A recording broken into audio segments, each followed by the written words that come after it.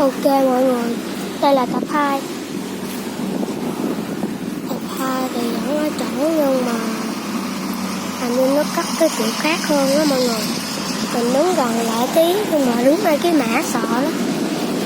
Nhưng mà giờ đang đi cắt nên là thì chỉ hơi sợ rồi chứ thôi lại đi. Đó. Thấy cắt đó. Kubota DC70 nha. Nhưng mà thế hệ mới luôn, dán cái hình vô nữa, chống DC mất nữa. Giờ đây là cái mã này, má sợ quá.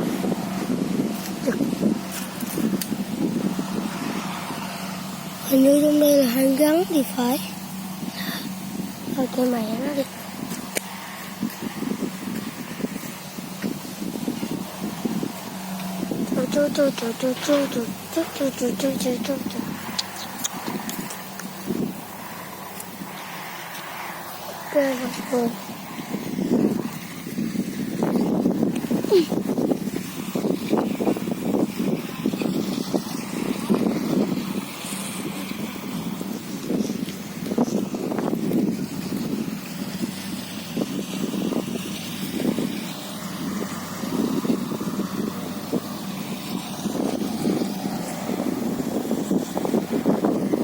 Bắt tắt nó vào nó cắt bê công này là sẽ đang cắt các bạn. Giờ mình cắt xong rồi nè. Trời kìa cắt ở trong luôn đi.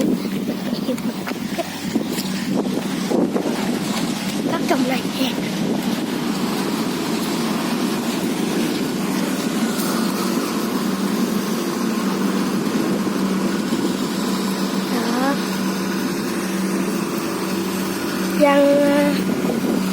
Dân quê miền Tây hoặc là Bạc Liêu hoặc là Cà Mau là biết máy này.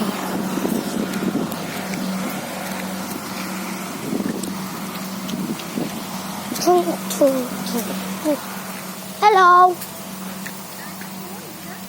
Kêu nó quá trời mà nó không chịu ra pin á. Nhà bển.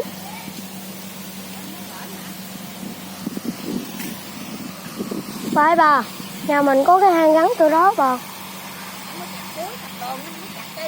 Bà, đừng cho pin chạy lại chỗ đó nghe, có cái hang gắn á.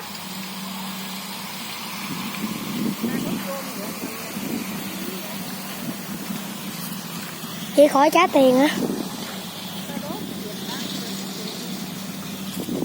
Vậy là mình khỏi đốt chi cho nó mệt sức rồi.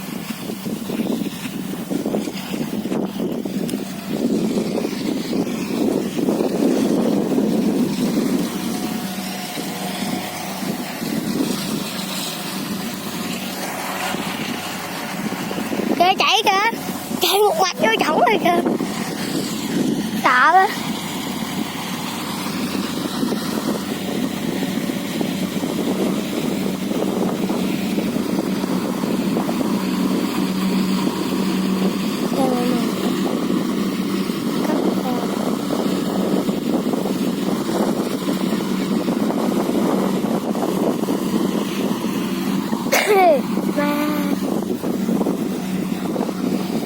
Chừng nào tới công này mình sẽ cho mấy bạn coi chứ.